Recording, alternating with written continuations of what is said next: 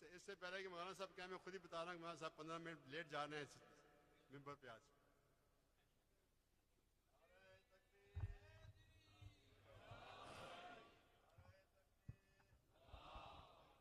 آج سے ہی شروع کرا دیں.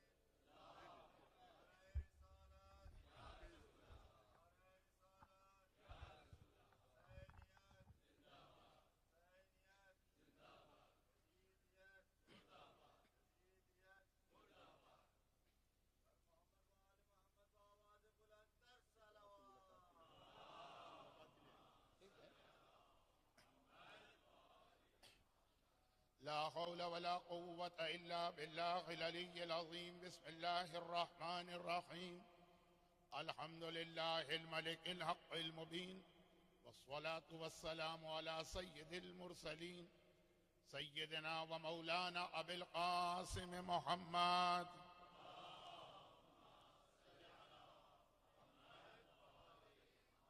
وآله الطيبين الطاهرين الذين أذهب الله عنهم الرجس وطهرهم تطهيرا.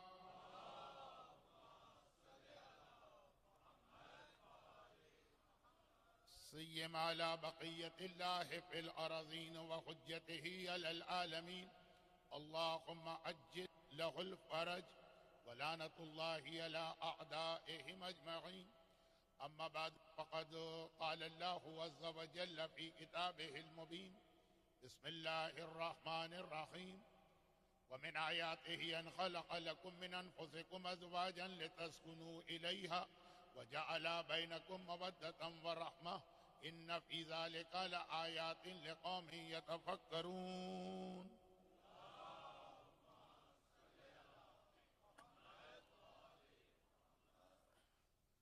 چونکہ آج 1438 ہجرہ کے ایام اضحیٰ کے پہلے عشرے کی آخری مجلس ہے، اور چند ایسی باتیں ہیں جو ان مجالس میں نامکمل رہ گئی تھیں، تو آج کی مجلس میں ہمارے پاس کسی قسم کی تمہید کا کوئی وقت نہیں ہے. صرف مجھے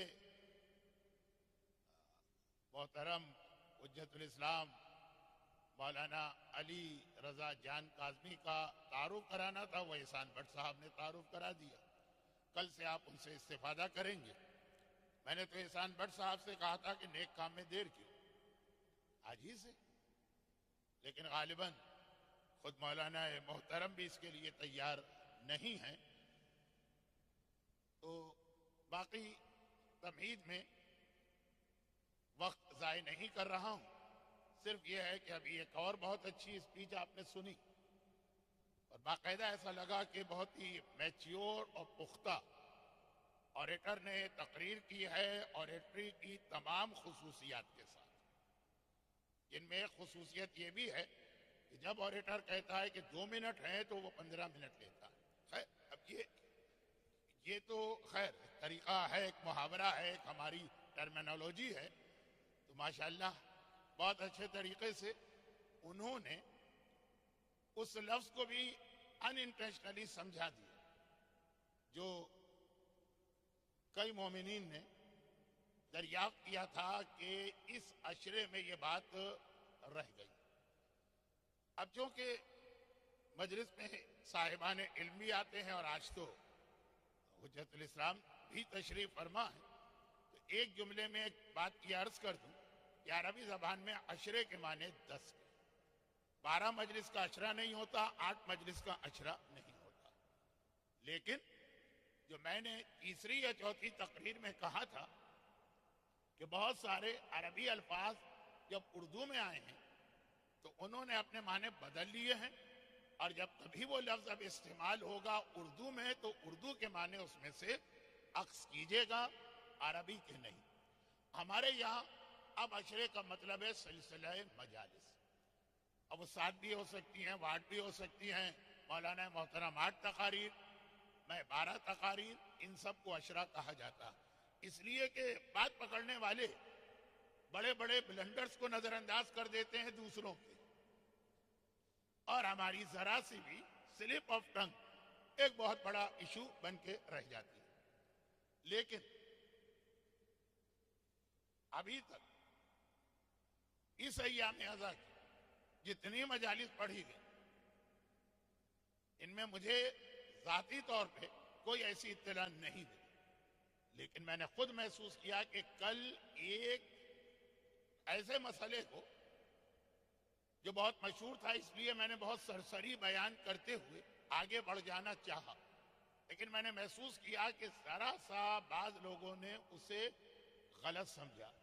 اچھا وہ کوئی اتنا بڑا مسئلہ نہیں ہے کہ حلال خدا حرام ہو رہا ہو، حرام خدا حلال ہو رہا ہو، عقیدے کے اندر کوئی تبدیلی آ رہی ہو، تاریخ کو بدلا جا رہا ہو، لیکن پریکٹیکل مسئلہ ہے. اس لیے بعض لوگ کل کی تقریر میں وقت کی کمی کی وجہ سے جو بات میں جلدی سے کہہ گیا اس کو صحیح نہ سمجھ پائے، اور پریکٹیکل مسئلہ ہے، لوگ اس پہ عمل کرنے جا رہے ہیں. وہ اطلاع مجھے ملی تو میں نے خود ہی سوچا کہ آج کی تقریر کے شروع میں پہلے اس کی وضاحت کر دوں، اور وہ یہ ہے کہ صفا پہاڑی رزق میں برکت کے لیے جو بہترین عمل، اور جو کل لفظ میں نے استعمال کیا تھا کہ اسٹرونگسٹ، ہمارے مذہب میں آیا ہے، ہماری شریعت میں آیا ہے، وہ یہی کہ صفا پہاڑی پہ بیٹھو. اور پھر ایک جملہ روایت کا اور وہ یہ ہے کہ اتنی دیر بیٹھو جتنی دیر ایک نارمل آدمی اپنی نارمل اسپیڈ میں سورہ احزاب کی تلاوت کر سکتا. یعنی سورہ احزاب تقریباً 70 آیتوں کا جو اس وقت ہمارے پاس ہے، اور ہمارے عقیدے کے مطابق یہی سورہ احزاب ہے. بعض مسلمانوں کے پاس احادیث ہیں کہ اس کی بہت ساری آیتیں ایک بکری کھا گئی. خیر اب وہ جو بکری کی بات چھوڑیے، لیکن جو اس وقت سورہ احزاب ہے ہمارے عقیدے کے مطابق مکمل. جتنی دیر میں آدمی پڑھ سکتا ہے اتنی دیر صفا پہاڑی پر خالی بیٹھنا. اب انداز بیان کل کا ایسا تھا کہ ایسا محسوس ہوا کہ لوگ یہ سمجھے کہ اتنی دیر بیٹھنا نہیں، صفا پہاڑی پہ بیٹھ کے سورہ احزاب کی تلاوت کرنا. تلاوت کریں، وہ قرآن کا بہت اہم سورہ، اعمال عاشورہ کا جز، آیت تطہیر اسی میں ہے، ان اللہ و ملائکتہ یصلون کی آیت اسی میں ہے، اور بہت ساری ایسی آیتیں جو اہل بیت کے فضائل یا دشمنان اہل بیت کے خلاف. اور پھر جو ایک بہت بڑا مسئلہ ہمارے یہاں ہے جس کے لیے آج جو آیت میں نے خطبے میں تلاوت کی، جو تیسری مرتبہ تلاوت ہوئی، اور موقع ہی نہیں مل رہا ہے اس پہ بات کرنے کا، بہت بڑا مسئلہ ہمارے یہاں ہے فیملی لائف. اور ویسٹ میں آ کے تو اس بری طرح سے یہ فیملی لائف ڈسٹرب ہوئی، ٹوٹ پھوٹ گئی کہ سورہ احزاب کی وہ آیتیں جس کا تعلق اس سے، اور زیادہ آیتوں کا تعلق اس سے، بہت زیادہ اس کا اہم میسج بن جاتا ہے، لیکن جو رزق کا عمل ہے اس میں سورہ احزاب شامل نہیں. صرف اتنی دیر صفا پہاڑی پر بیٹھنا. کیونکہ 12 دن سے میں آپ کی خدمت کر رہا ہوں، کسی بھی چیز کے بارے میں اتنے سوال نہیں کیے جتنے اس کے حوالے سے کیے گئے کہ مولانا اب ہم عمرے پہ جانے والے ہیں، اس سال ہم حج پر جانے والے ہیں، تو یہ سورہ کس طرح، کہاں شروع کہاں ختم. تو اندازہ ہوا کہ باقی ساری تقاریر ایک طرح. لولا رحمت ربی علی فقراء امتی قاد الفقر ان یکون کفرا. رزق کا مسئلہ اتنا بڑا مسئلہ بن جاتا کہ باقی ساری باتیں آدمی بھول جاتا. لیکن یہ پریشانی عمرے اور حج پر بھی آدمی جا رہا، سب سے اس لیے میں نے کہا اس کی وضاحت کر دوں. اچھا ایک بات میں اور بتا دوں، عالم اسلام میں اس سے پہلے ایک آدمی نے ایک لفظ کہا تھا کہ فلاں بدعت کا آغاز میں نے کیا ہے، اور کتنی اچھی بدعت، نماز تراویح. اور ایک جملہ میں کہہ دوں، لیکن وہ بدعت نہیں کہوں گا اسے، کہ روایت میں اتنا. اب میں نے جب حج کرنا شروع کیا، بلکہ یہ کہیے کہ حج کروانا شروع کیا، تو ساتھ میں لوگوں سے یہ بھی کہا کہ چونکہ سورہ واقعہ بھی آپ حضرات مغرب اور عشاء کے بیچ میں نہ صرف یہ کہ رزق کے لیے پڑھتے ہیں، بلکہ جب عبداللہ ابن مسعود کو اتنا مارا گیا تھا کہ وہ اتنے زخمی ہوئے کہ انہی زخموں میں وہ شہید ہو گئے، اور حکمران پھر گھر گیا ان کے اور کہا کہ سوری جو ہو گیا تو یہ غلط ہو گیا اور اب میں اس کا کمپنسیشن دینا چاہتا ہوں، اور انہوں نے کہا کہ نہیں مجھے کچھ نہیں چاہیے، کہا کہ آپ تو دنیا سے جا رہے ہیں، آپ کی بیٹیاں جوان اور اکیلی، ان کے لیے آپ کو انتظام کر کے چلے جائیے، میں آپ کو اتنے پیسے دے رہا ہوں کہ جو غلطی ہو گئی اور جو مجھے غصہ آ گیا آپ کی تقریر سننے کے بعد اور آپ کا کرٹیسزم سننے کے بعد، تو اب میں اتنے پیسے آپ کو دینا چاہوں، آپ اپنی بچیوں کا خیال کریں، بیٹا آپ کا ہے کوئی نہیں، صرف لڑکیاں ہیں، اور وہ زمانہ ہے گھر میں بیٹھنے والیاں، کیا کریں گی آپ کے بعد؟ تو پیغمبر کے اس عظیم صحابی کا جواب یہ تھا کہ مجھے کوئی پریشانی اور فکر نہیں ہے اپنے بعد اپنی بیٹیوں کے لیے، کیونکہ میری بیٹیاں روزانہ مغرب کی نماز کے بعد سورہ واقعہ کی تلاوت کیا کرتی ہیں۔ تو یہ سورہ واقعہ خود اپنے اپنے شہروں رزق کے حوالے سے ایک بہت اہم سورہ بنتا، تو بس میں نے اتنا کہا تھا کہ یہ دو الگ الگ عمل، لیکن جب آپ صفا پہاڑی پہ خالی بیٹھے گے تو اتنی دیر میں سورہ واقعہ پڑھ لیجیے، اور 3 بار سورہ واقعہ پڑھیں تو ایک سورہ احزاب کے برابر ہو جاتا۔ بس یہ بات میں نے شروع کی تھی جو آج کل ہر قافلے میں اس طرح بیان کی جاتی ہے کہ لوگ اسے بھی حدیث سمجھتے ہیں۔ تو یہ ساری وضاحت اس لیے ہوئی کہ واقعہ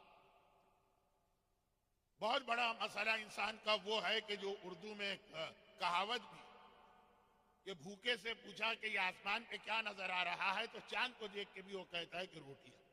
جب پیٹ میں روٹی نہ ہو، جب پیٹ خالی ہو، جب انسان فاقے کے امتحان سے گزر رہا، اب وہ کربلا والے تھے، وَلَنَبْلُوَنَّكُمْ بِشَيْءٍ مِّنَ الْخَوْفِ وَالْجُوعِ، عام انسان نہیں، عام مومنین یہاں پہ ہتھیار ڈال دیتے، کتنے ہی گناہ، کتنی ہی غلطیاں اس وجہ سے ہوتی۔ وہ جو فیملی پرابلمز آج کل ان لاس کے حوالے سے ہو رہے ہیں، اس میں بھی بہت زیادہ اس بات کا دخل ہوتا ہے، اور بھی کچھ چیزیں ہیں۔ اور اب تو ماشاءاللہ بہت سے لوگ یہاں سیٹ ہو کے بہت پرانے ہو چکے ہیں، لیکن جتنے یہ پرانے ہیں ان سے بھی پرانا میں ہوں یہاں آنے والا، تو کتنے ہی لوگ صرف اس لیے کہ یہاں پہ مستقبل محفوظ ہے اور کم از کم رزق کا مسئلہ نہیں ہوگا۔ پاکستان میں یہی سنتے ہیں نا کہ وہاں کوئی بھوکا نہیں سوتا، اور وہاں پہ حکومت اتنے پیسے دیتی ہے اور اتنے آرام سے گزارا ہو جاتا، کہ لوگ اپنے عقیدے تک کو کاغذات پہ صحیح بدل کے آتے بھی،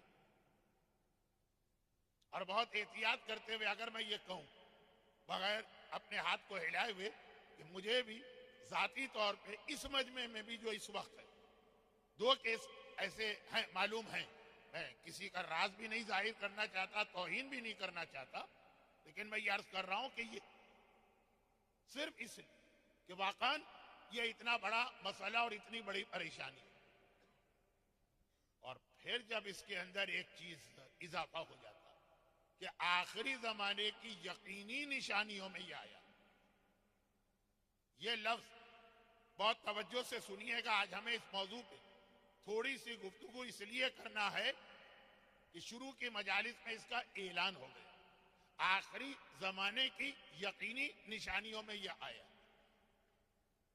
کون سا لفظ میں نے کہا؟ توجہ سے سنیے، یقینی، کیونکہ آخری زمانے کی جتنی بھی نشانیاں ہیں ان کی 2 کیٹیگری، ایک حتمی اور یقین، وہ ہو کے رہیں، اور ایک وہ ہے کہ جو کنڈیشنل ٹائپ کی ہیں، اعلان تو کر دیا اللہ نے لیکن حالات کے بدلنے سے وہ نشانی بدل سکتی، خاص طور پر جو دنیا کے 23 بڑے مشہور شہروں کی تباہی والی روایت،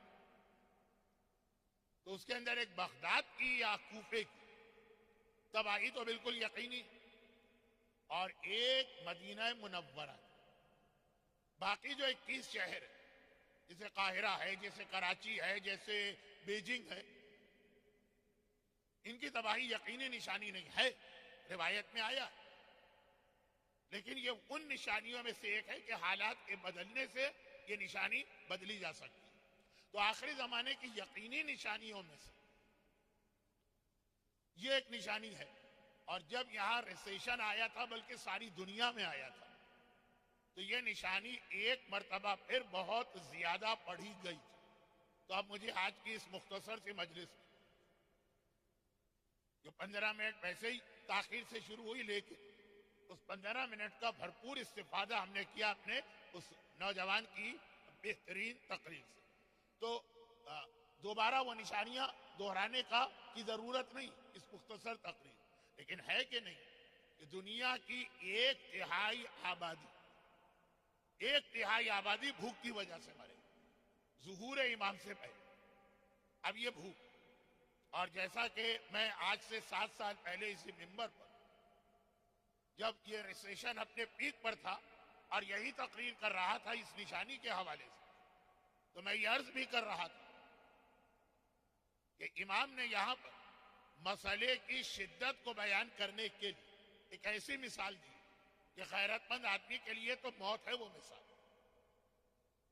جیسے حضرت مریم نے کہا کاش میں اس سے پہلے مر جاتا، وہ کنت نسیہ منسیہ، کہا کہ باپ اور غیرت مند باپ، غیرت اور حیا، اس کا متبادل انگریزی میں مجھے نہیں ملا، اپنے برادر محترم غالباً نیر نام ہے ان کا، ان سے بعد میں استفادہ کروں گا کہ آپ الفاظ کے ملٹیپل معنی جانتے ہیں تو ذرا میری ہیلپ کریں، اور آپ نہیں کر سکتے تو اپنی بیوی سے مدد لیجیے۔ تو وہ خلاصہ یہ کہ غیرت مند باپ اپنی جوان بیٹی ایک وقت کی روٹی کے بدلے میں لا کے بیچ دے گا۔ اب یہ امام مسئلے کی شدت کو بتا رہے ہیں، جو میں نے اس سے پہلے بھی لیکن کل کی تقریر کے بعد مسلسل آنے والے سوالات سے محسوس کیا کہ واقعاً بہت بڑا مسئلہ ہے۔ اور پھر امام معصوم کا وہ جملہ بھی جو دنیا کے کلاسک لٹریچر میں اس پہ بہت ناولز لکھے گئے ہیں بہت پہلے سے، یونانی مائتھولوجی کے زمانے سے، کہ آدمی ڈالر، پاؤنڈ، سونا، چاندی ہاتھ میں لے کے بازار میں گھومے گا، روٹی نہیں ملے۔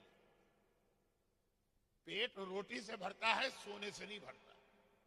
پیٹ روٹی سے بھرتا ہے، ڈالر اور پاؤنڈ سے نہیں بھرتا۔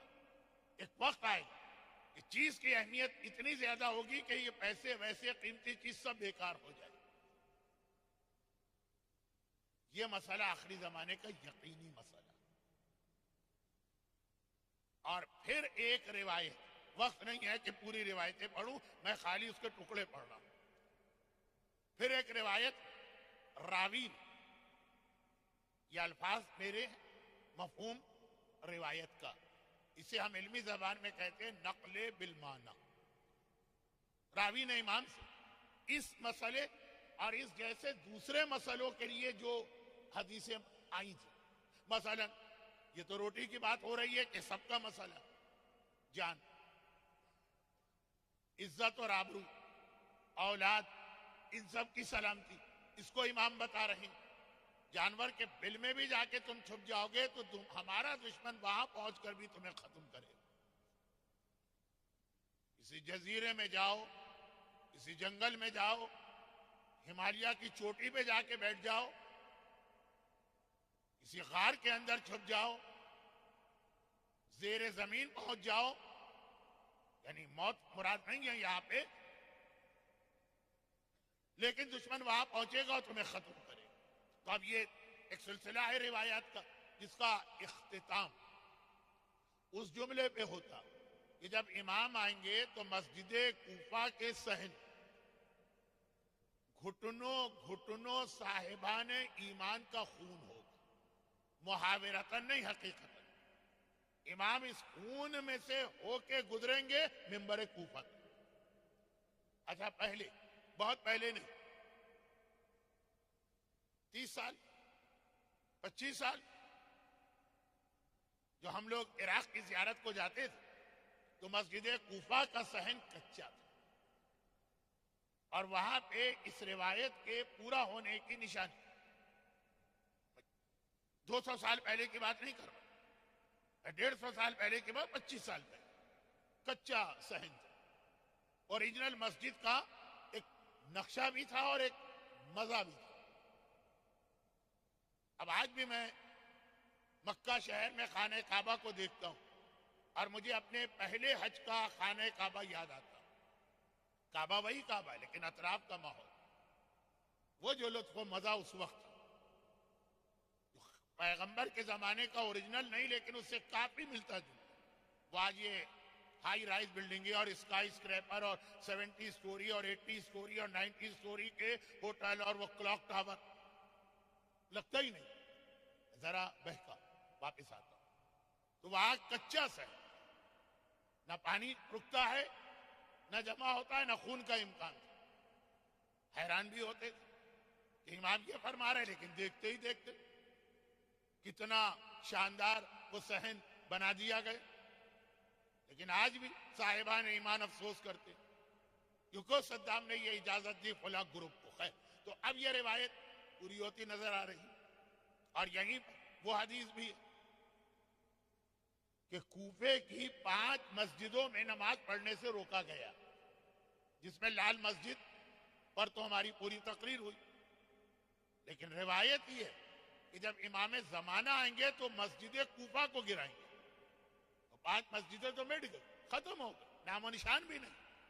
اور جو سب سے اہم مسجد ہے جس نے کوفے کو کوفہ بنایا، یعنی وہ اس معنوں میں نہیں جو لوگ کہتے ہیں کہ کوفہ یعنی بے وفا، اور پھر ہندوستان کے 1-2 شہروں کے نمبر نکالتے ہیں اور کوفے کے نمبر نکالتے تو سیم نمبر نکلتے. تو وہ پلا شہر کوفہ، جس میں ایک میرا شہر بھی ہے لیکن میں نام نہیں لوں گا، اور چونکہ میں کئی شہروں سے تعلق رکھتا ہوں تو بعد میں سوچتے رہیے گا. تو اب یہ ہے کہ وہ نہیں، ان معنوں میں کوفہ کہ مکہ اللہ کا حرم ہے، مدینہ رسول اللہ کا حرم ہے، کوفہ ہمارا حرم. یہ جو معصوم نے کہا، اس کوفے کو معصوم کا حرم بنایا مسجد کوفہ نے، اور وہ امام زمانہ کے توڑے. وہ بھی سمجھ میں آتا ہے جب ہم یہ دیکھتے ہیں کہ مسجد بنائی کس نے، اور مسجد بناتے وقت مولا کے زمانے کی مسجد میں کتنی تبدیلیاں کر دی گئی. میں کدھر جا رہا ہوں، میں رکتا ہوں. خون، اتنا خون، گھٹنوں گھٹ، کس کا؟ صاحبان ایمان. اور وہاں سے امام کو گزرنا ہے کیونکہ کوفہ امام کا کیپٹل، اور وہاں ممبر کوفہ پہ امام کو اپنا پہلا خطبہ دینا، جانا اسی علاقے سے. اب یہ جان مال عزت آبرو، وہ روزی رزق روٹیاں. اور یہاں پہ وہ ایک حدیث آ گئی جس کا ایک ہلکا اشارہ میں نے کل کیا تھا. آخری زمانے میں مارنے والے کو یہ نہیں پتا چلے گا میں اس کو مار رہا ہوں اور کیوں مار رہا ہوں، اور مرنے والے کو یہ نہیں پتا چلے گا کہ میں مر کیوں رہا ہوں اور میں مارا کیوں جا رہا ہوں. مسلسل تیسرے دن بھی عاشور تک کابل میں پھر ایک دھماکہ ہوا جلوس میں. خیر، تو خلاصہ یہ کہ اب جب یہ ساری روایتیں بیان کی جا رہی ہیں، اچھا آپ حضرات کے ذہن میں اگر ایک خیال ہے تو بالکل غلط خیال. کون سا خیال؟ کہ جب یہ روایتیں امام بیان کر رہے تھے تو سننے والا مجمع یہ سمجھ رہا ہو کہ یہ تو بہت 100 سالوں کے بعد کی روایت، اس کا ہم سے کیا تعلق؟ یا 6 امام کے یا 8ویں امام کے یا 10ویں امام کے زمانے کا مومن یہ سمجھے یہ آخری زمانے کی بات. وہ قتل و غارت گری، وہ روٹی کا مسئلہ، غلط. ہر مومن یہ سمجھ رہا تھا کہ یہ واقعہ میرے زمانے میں پیش آئے گا. ظہور امام کا واقعہ یہ تو کسی کو معلوم بھی نہیں تھا کہ غیبت اتنی لمبی ہوگی. لوگ سمجھ رہے تھے 2 سال 3 سال 1 سال 5 سال بس یہ واقعہ پیش آنے والا. حتیٰ ایک حدیث ایسی ہے جسے بیان کر کے شاید میں آپ کو کنفیوز کروں، لیکن آج ایک اطمینان ہے مجھے کہ اگر آج کوئی بات غلط یا نامکمل رہی تو کل سے حجت الاسلام مولانا علی رضا جان کاظمی کا بیان ہے، وہ سن بھی رہے تو وہ اس کو پھر جو اس میں کمی یا خرابی تھی تو ٹھیک کر دیں گے. لیکن اشارہ کر رہا ہوں کہ آپ کہیں گے کہ چلے مولانا 10ویں اور 11ویں کے بارے میں تو سمجھ میں آتی ہے بات کہ ان کے زمانے کا مومن یہ سمجھے کہ ظہور امام جو ہے وہ بس 5 سال میں ہوگا. 6 امام کے زمانے کا مومن اس کو تو پتا ہے نا کہ ابھی تو بیچ میں 5 امام اور آ کے گزریں گے پھر 12واں آئے گا. یہاں دو بہت جلدی جلدی باتیں بتانا ہے مجھے. پہلی بات تو یہ ہے کہ ہمارے پاس 12 اماموں کے نام اور عدد والی جو حدیث یہ آج اتنی مشہور ہے، معصومین کے زمانے میں ہر ایک کو نہیں بتائی گئی.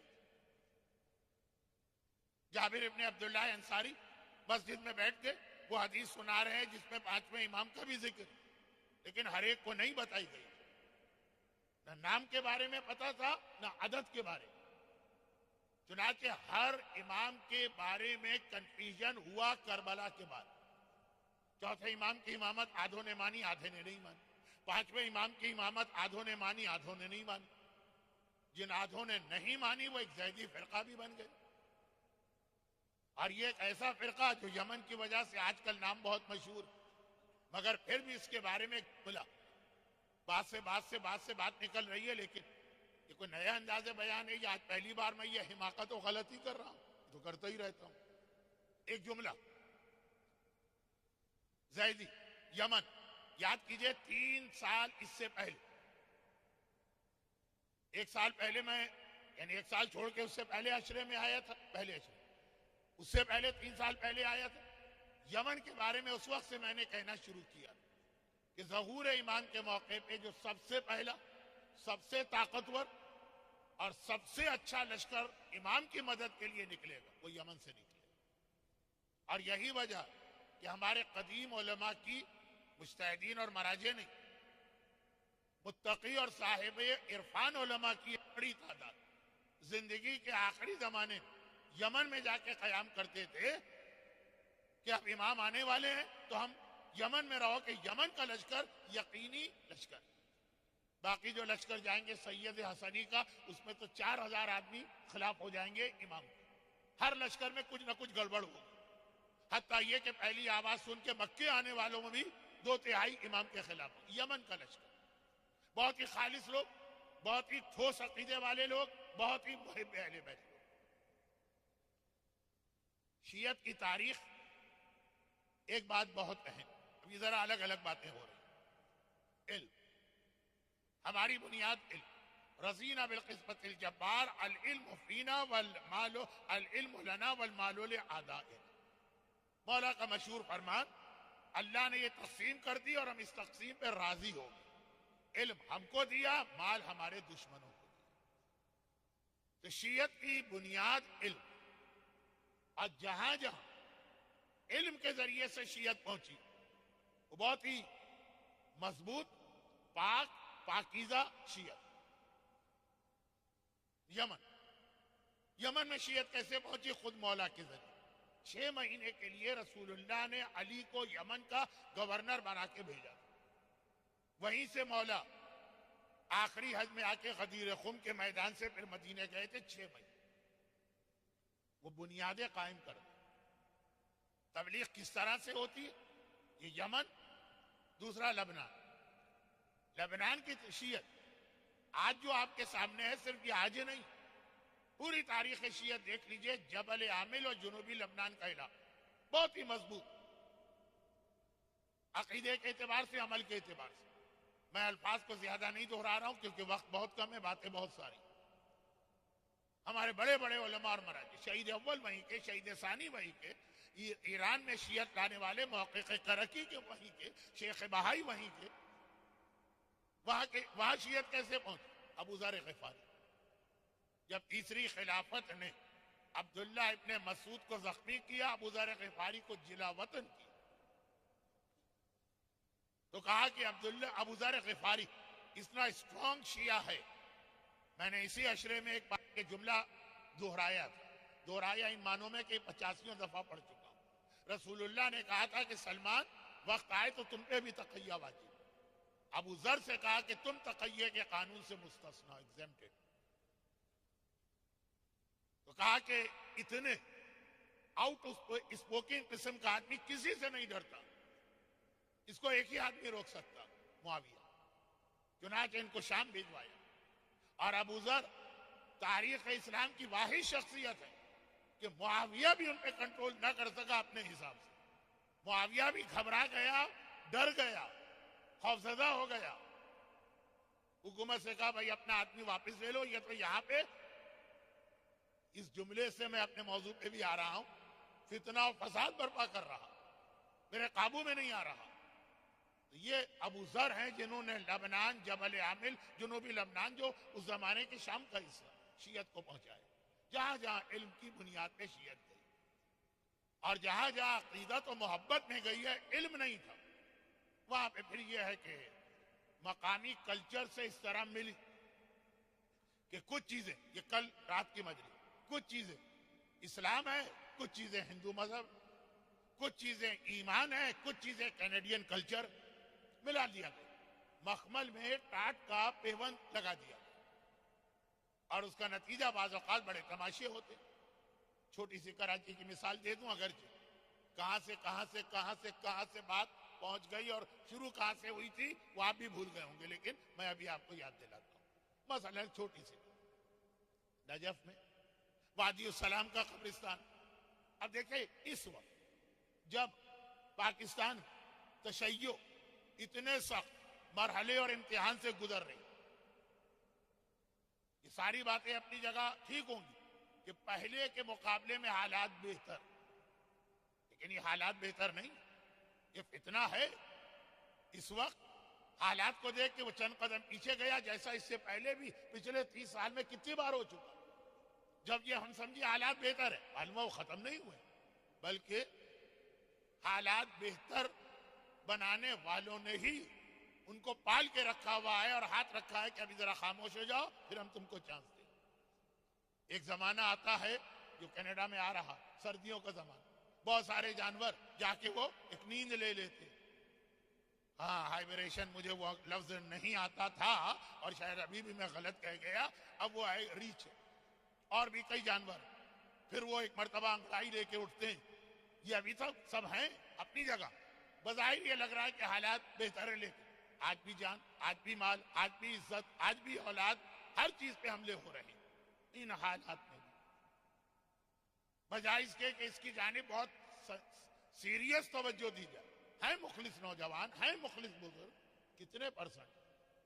ہماری قوم کہاں الجھی ہوئی ہے. مثلا اس وقت جو مسئلہ کراچی میں بہت گرم, ارے یہ کیا غضب کرنے جا رہے ہیں, ہمارے مرحومین کو اتنے ثواب سے محروم کرنے جا رہے. اب ہوا یہ ہے کہ دنیا کے ہر شہر کی طرح یہ کراچی اور لاہور دونوں میں مسئلہ ہوا ہے, دونوں میں ایک ہی قسم کے اعتراضات کہ اب قبرستان بھر گئے. حتیٰ یہ کہ جو کل کہیں بات ہو رہی تھی, قبریں چوری بھی ہو گئیں کہ ہماری قبر ہے اس میں کسی اور کو دفن کیا, ہمارا مردہ ہے اس پہ کسی اور کو رکھ کے ڈال دیا گیا. وہ سب کا مرحلہ بھی گزر گیا. اور نئے قبرستان جو نئی جگہ ہے وہ شہر سے دور ہوگی, اور دور جانا پڑ رہا ہے, اور دور. تو اب یہ ایک سلوشن نکالا گیا کہ 2 منزلہ 3 منزلہ جو وادی السلام میں قبریں ہیں, آپ نے دیکھی وادی السلام میں قبریں, ایک قبر میں 3 4 5, یہاں کینیڈا میں کتنے ہوتے ہیں قبر ایک؟ اچھا, یہ تو بہت خوش قسمت ہے آپ. آسٹریلیا میں 3 ہے, اور اب بعض شہروں میں انہوں نے وہ بارش میں پرابلم ہوئے تو 2 کر دیے, لیکن 2 تو ہیں. ہاں, 2 کا پیمنٹ کریں تو پوری ایک قبر مل جائے گی. جیسے فرسٹ کلاس کا آپ ٹکٹ خریدیں گے تو آپ بالکل آرام سے ٹھاٹ سے سو کے جائیں گے, لیکن قانون میں سے 2 اور 3. اب وہاں پہ کراچی میں کہا کہ یہ آسٹریلیا کو دیکھ کر نہیں, وادی السلام ایک سلوشن یہ کہ ایک ہی قبرستان میں 500 قبروں کی گنجائش ہے. اگر ایک قبر میں 2 بنا دیں تو 1000 خود بخود ہو گئے, اور اگر 3 یا 4 کر دیں تو 2000 3000 کم جگہ میں زیادہ. جب یہ مسئلہ چل رہا, آج کل زیارت کی وجہ سے وادی السلام اتنے لوگوں نے پھر دیکھ لیا. پہلے جاتے تھے لوگ, لیکن اب بہت زیادہ جا رہے ہیں. اب ایشو کھڑا ہو گیا, ادھر ہمارے امام باڑے چل رہے, ادھر ہمارے بچے مر رہے, ادھر ہمارے کاروبار کو آگ لگائی جا رہی, ادھر ایک کیلکولیٹڈ طریقے سے شیعوں کو گورنمنٹ جاب سے نکالا جا رہا, اور ادھر یہاں قوم اس بحث میں الجھی ہوئی کہ جی ہمارا تو قبرستان کا وزٹ مکمل نہیں ہوتا جب تک کہ ہم اپنے مرنے والے کی قبر پہ پانی نہ چھڑکیں. تو اگر وہ نیچے ہے 3 نمبر پر تو پانی اس کو چھڑکیں گے, مل کسی اور کو جائے گا. اب وہ جن کو پانی چھڑکنے کی حدیث کا پورا ٹیکسٹ یاد ہے کہ بھائی جتنی دیر پانی رہتا ہے قبر پہ، قبر گیلی رہتی ہے، اتنی دیر مردہ عذاب سے محفوظ رہتا. وہ تو اور پریشان ہو گئے کہ ہمیں ان کو تھوڑی عذاب سے بچانا تھا، ہمیں بچانا تھا اپنے باپ کو جو تیسرے نمبر پر ہیں، ان کی قبر تک تو پانی جا نہیں رہا. یہ کون کم بخت کا لفظ آیا تھا، یہ کون حق ہے؟ اب یہاں دیکھیے اب کن مسائل میں قوم الجھی. بھائی اس وقت تک تو فاتحہ کا ثواب مرنے والے کو نہیں ملتا جب تک کہ قبر کی مٹی میں اچھی طرح سے انگلیاں نہ گاڑو. دفن کے وقت کے بعد میں تو پھر بھی یہ ساری روایتیں بہت ضعیف، لیکن خیر میں بہت زیادہ آپ کو کنفیوژن میں چھوڑ کے نہیں جانا چاہتا. مولانا محترم کے لیے مسائل نہیں بڑھانا چاہتا، وہ اپنے موضوع پہ پڑھیں گے کہ میری غلط فہمیوں ہی کو دور کرتے رہیں گے. لیکن پہلے دفعہ تو ہے، لیکن ہر دفعہ جب جائیں گے تو قبر میں انگلیاں ضرور گاڑنا. تو وہ تو بہت نیچے، وہاں تک انگلیاں گاڑنے کے لیے ہماری انگلیاں تو کافی نہیں ہے، 6 فٹ کی 8 فٹ کی انگلیاں ہونی چاہیے. یا یہ کہ کوئی ڈرل ول لے کے جائے سوراخ کرتے چلے جائیں تو وہاں تک جائیں گی انگلی. اب یہ مسئلے چل ان حالات میں جب ایک ننگی تلوار ہمارے سر پہ لٹک رہی. اچھا اب آخری زمانے کی نشانیوں میں ایک نشانی یہ بھی، جو پروجیکٹ لے کے آئے ان کا تو جینا حرام کر دیا گیا. اب اس میں جب ہم وہ حدیث سنتے کہ آخری زمانے کی نشانیوں میں ایک نشانی یہ بھی کہ روزانہ ایک نیا فتنہ کھڑا ہوگا. فتنہ، یہ لفظ کا انتظار ہے نا، آپ لوگ بھی انتظار کر رہے تھے کہ مولانا صادق صاحب کا فتنہ لے کے آتے ہیں. تو وہ جو فتنہ آخری زمانے، مولا کی حدیث میں نے پڑھی نہج البلاغہ کی، کن فی الفتنۃ کابن اللبو. آخری زمانے میں روز ایک نیا فتنہ ہو. اب یہ ایک مسئلے سے آپ فارغ نہیں ہوں گے، دوسرا مسئلہ اچھا اب یہ فیس بک اور ٹویٹر، یعنی یہ ایسی چیز ہے کہ واقعا ہر گھنٹے میں ایک نیا فتنہ آ سکتا. پہلے تو مشکل تھا نا روزانہ نیا فتنہ بنانا، آج کل آسان ہے، روز نیا فتنہ ہے. اور اس کے نتیجے 7 محرم کی مجلس میں نے ایک جملہ کہا تھا کہ صحیح تاریخوں کے مطابق آقا حسن کی صرف ایک بیٹی تھی، بیٹے کئی تھے. وہی ایک بیٹی جو بعد میں چوتھے امام کی بیوی بنی، 5ویں امام کی ماں بنی. وہ یہ روایت نقل کرتے کہ جب میرے بابا مدائن سے میں زخمی کیا گیا اور وہ پھر مختار کے چچا کے محل میں گئے اور پھر وہ اپنے کمرے میں آئے تو میں اپنے بابا کی خدمت کر رہی. بیٹیاں والدین سے زیادہ محبت بھی کرتی ہیں اور زیادہ خدمت، رحمت اسی لیے. تو پتہ چلا کہ کچھ شیعہ امام کی عیادت کے لیے آئے ہوئے. چنانچہ پردہ، میں پردے کے پیچھے تھی، وہ آئے اور باتیں شروع. اور کسی نے کہہ دیا کہ مولا یہ کتنا برا زمانہ، آپ کے چاہنے والے، آپ کو اپنا امام ماننے والے اس طرح سے آپ پہ اٹیک کیا. کہ جنہوں نے اٹیک کیا وہ تھے کہ جو ابھی 1 گھنٹے پہلے تک اپنے آپ کو علی کا شیعہ اور حسن کا شیعہ کہہ رہے. مولا یہ اپنے آپ کو شیعہ کہنے والے آپ پہ حملہ کر رہے ہیں، کتنے بدتر ہیں یہ لوگ. امام نے کہا کہ اس سے زیادہ بدتر وہ لوگ ہوں جو اپنے آپ کو ہمارا شیعہ کہیں گے اور آخری زمانے میں ہوں گے. رسول اللہ نے اللہ سے دعا کی کہ مجھے آخری زمانے کے بھائیوں سے ملا دے، اور امام حسن کہہ رہے کہ آخری زمانے میں اپنے آپ کو شیعہ بھی کہیں گے اور بدترین ہوں گے. کہا مولا کی، کہا کہ ایسے حالات جب دشمن ہر وقت ان کے پیچھے لگا، وہ آپس میں لڑیں گے، ہر بات پہ اختلاف کریں گے، اور اس اختلاف کے نتیجے ایک دوسرے کو برا بھلا کہیں گے، گالیاں دیں گے. یہ الفاظ اسی طرح سے امام ترقی دے رہے ہیں، ایک کے بعد اس سے سخت ہو. برا بھلا کہیں گے، گالیاں دیں گے، لعنت کریں گے ایک دوسرے پہ، غیروں پہ نہیں. اس پہ تو عادت کے تحت کریں گے اور اس کو عبادت کے تحت کریں گے. لعنت کریں گے، حتیٰ وہ وقت آئے گا کہ ایک دوسرے کو کافر قرار دیں گے، اور پھر وہ وقت آئے گا کہ ایک دوسرے کو قتل کرنا اتنی بڑی نیکی سمجھیں گے، اتنی بڑی نیکی کہ اگر کوئی دشمن اس شیعہ کو قتل کر دیا جس سے ہمارا اختلاف ہے تو بجائے غمگین ہونے کے ہم خوش ہو، چلو پاپ کٹا، چلو ایک مصیبت دنیا سے گئی۔ میں نے بعض علماء کے انتقال پر جن کے خیالات سے کچھ لوگوں کو اتفاق نہیں، شیعہ مسجدوں میں خوشی کی مٹھائی تقسیم ہوتے بھی دیکھی۔ اب امام معصوم سن 42 ہجرہ میں یہ بتا رہے کہ آخری زمانے میں جب روز ایک فتنہ آئے گا تو اس فتنے کا نتیجہ یہی ہو کہ بجائے اس کے کہ ہم منانے اہل بیت کی فکر کریں، ایک دوسرے کو قتل کرنے کی طرف متوجہ ہوں۔ اور ایکسکیوز یا بہانے تو ہر گناہگار کے پاس ہوتے ہیں۔ جب شمر پکڑا گیا مختار کے پاس آیا، اس نے بھی ایک ایکسکیوز پیش کر دیا۔ جب حسین ابن نمیر نے خانہ کعبہ پہ گولہ باری کی اور خانہ کعبہ کو جلا کے راکھ کر دیا تو اس نے بھی اپنے اس عمل کا ایک ایکسکیوز پیش کیا۔ آج ساری دنیا اچھل اچھل کے کہہ رہی ہے کہ داعش کہتے ہیں کعبے کا خاتمہ کرو۔ اس سے پہلے 2 مرتبہ ایسے لوگ جنہیں سارے مسلمان خلیفۃ المسلمین قرار دیتے ہیں، ایک یزید، ایک عبد الملک ابن مروان، خانہ کعبہ کو جلا چکا ہے، خاتمہ کر چکا ہے۔ یہ کوئی نئی بات نہیں ہوگی کہ اگر داعش اپنے اس منصوبے پہ کامیاب ہوئے، انشاءاللہ تو نہیں ہوں گے لیکن اگر ہوں گے اس سے پہلے بھی ہو چکے۔ اور ایکسکیوز، جب خولی کو ہمیں غریبہ عصر عاشور کی مجلس میں میں نے اس کے مظالم پڑھے تھے، گرفتار کر کے لایا گیا، وہ 3 ظلم کرنے والا، اس کے پاس بھی ایک ایکسکیوز تھا، تو وہ تو ہر ایک کے پاس ہے۔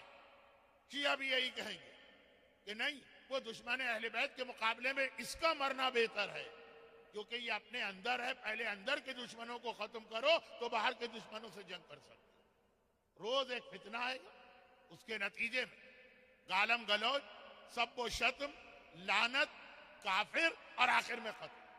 خود قتل کرنے کی ہمت نہیں ہے تو اگر کوئی قتل کر دے کسی مظلوم شیعہ کو تو ہم خوش ہو جائیں، کیونکہ ہمارا اس سے کسی قسم کا کوئی نظریاتی اختلاف، ہر اختلاف کو کفر و ایمان بنا دیا۔ آخری زمانہ فتنہ، اب فتنہ کہتے کسے؟ یقیناً فتنے کے ایک معنی تو وہی ہے جو اردو میں دوسرا لفظ ملا کے کہیں تو سمجھ میں آتے، فتنہ و فساد۔ یقیناً ایک معنی تو وہ ہے، لیکن وہ معنی کل والی مجلس 10%۔ جو پہلے معنی فتنے کے ہیں، جو تبادر ذہنی ہے، جو 90%، وہ وہی جو ابھی ہمارے برادر محترم نیر، کیا نیر اکبر ہے نا، نیر ہیں، اچھا، تو جو ابھی وہ بتا رہے تھے ٹیسٹ، ایک ٹرائل۔ فتنہ کہتے وہ چیز کہ جب آپ کے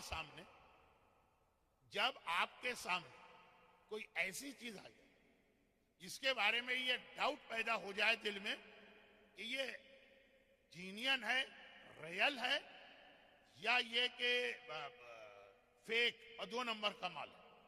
اگر یہ شک ہو جائے، آپ کے پاس گولڈ آئے، گولڈ، سونا، اب یہ خالص سونا ہے، 24 کیرٹ یا 22 یا 21 یا 9 یا 8 کیرٹ یا اس سے بھی کم، خالی اوپر سے پانی چڑھا دیا گیا، ایسا ہوتا ہے نا۔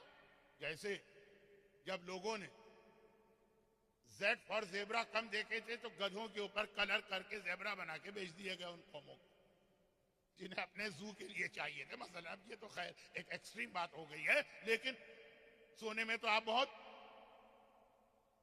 نہیں بلیو نہیں کرتے، بہت نقصان اٹھا چکے ہوں گے۔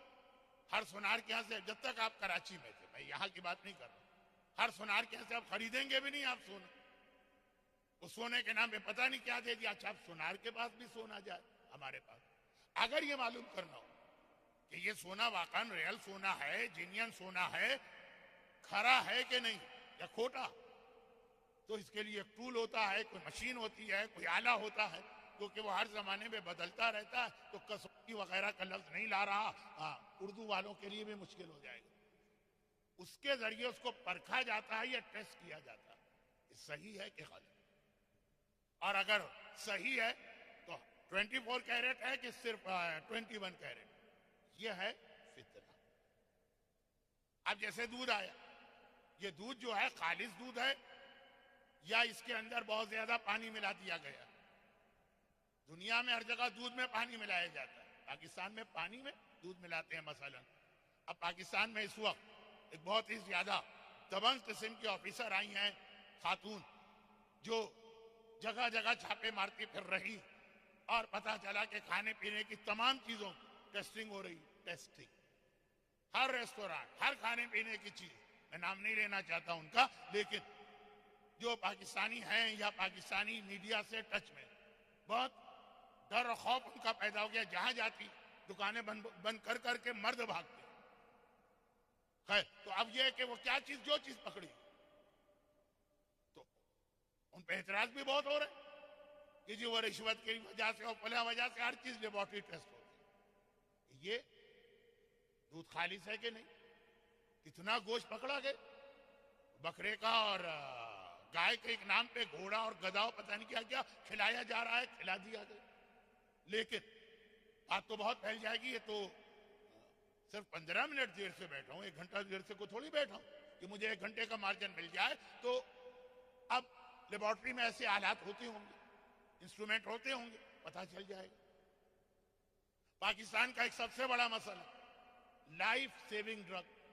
बहुत खुशकिस्मत है कोई आदमी जिसे सही दवा मिल जाए, बहुत खुशकिस्मत। ढूंढना पड़ती है वो दुकानें कि जिसकी एक रेपुटेशन, वरना क्या होता दवा जो है उसकी वजह से कितने लोग दवा की वजह से मरते, बीमारी की वजह से नहीं।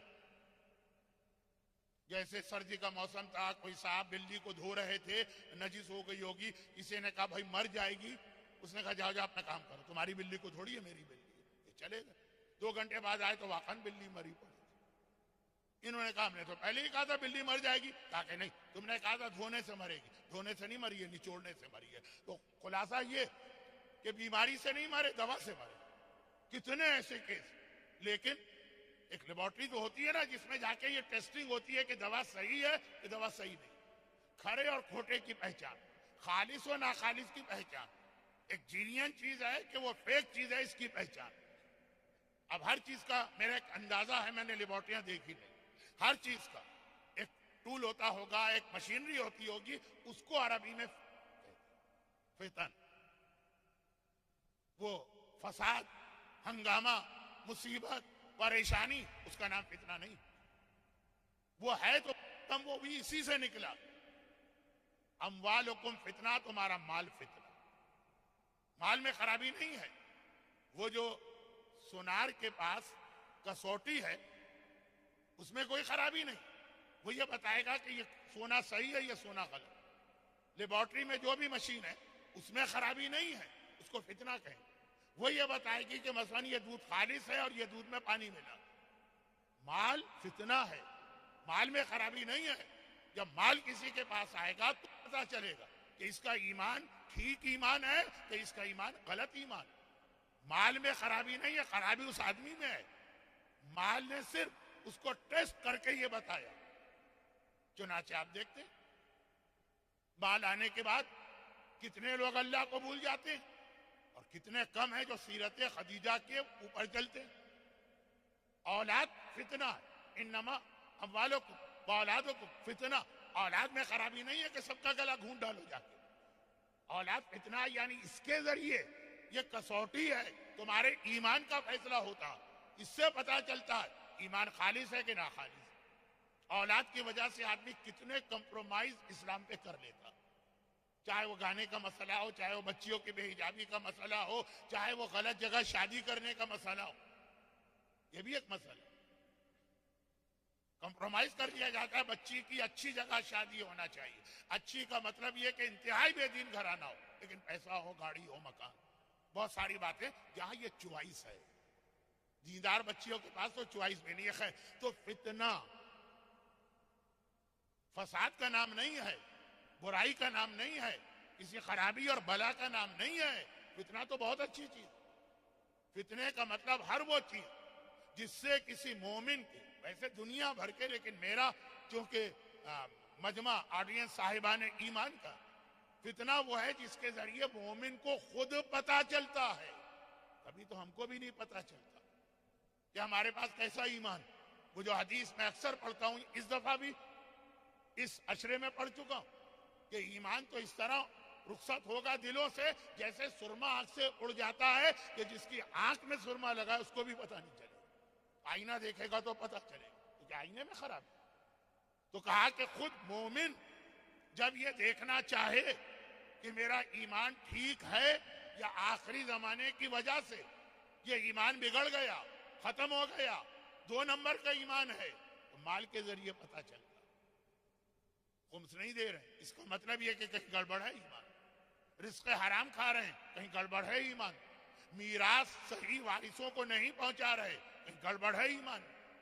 اولاد کے ذریعے پتا چلتا، اولاد غیر شرعی مطالبہ کر رہے ہیں مان رہے ہیں.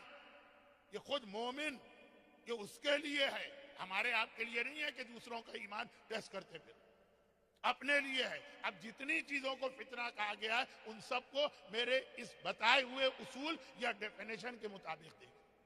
اب آ جائیے جس کا انتظار بعض خواتین کو تھا کہ خواتین کے لیے کچھ حدیثیں آئیں یہ کہہ کر کہ یہ فتنہ. ساری حدیثیں الفاظ کے ساتھ دہرانے کا وقت نہیں، لیکن ایک حدیث عورت کا اپنی سواری چلانا فتنہ، ممبروں پہ جانا ایک فتنہ، اور اس کے بعد یعنی چیزیں تو کئی عورتوں کے حوالے سے بھی، لیکن یہ 2 چیزیں لوگوں نے پکڑ لی تھی تیسری یا چوتھی مجلس. اس کا مطلب یہی